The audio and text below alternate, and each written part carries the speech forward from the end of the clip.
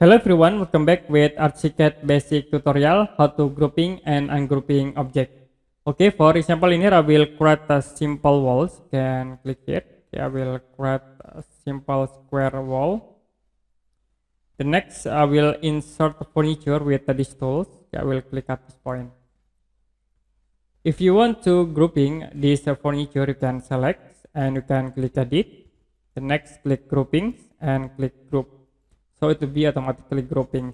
You also can click hold to move these all objects. The next, if you want to ungroupings, you can click edit, click a grouping again, and click ungroup. Okay. You also can ungrouping for these walls. You can select these all walls and you can click edit. The next, click groupings and click ungroup. So it will be separate into one. Like you can click at this wall and you can move for this wall by right click and click move.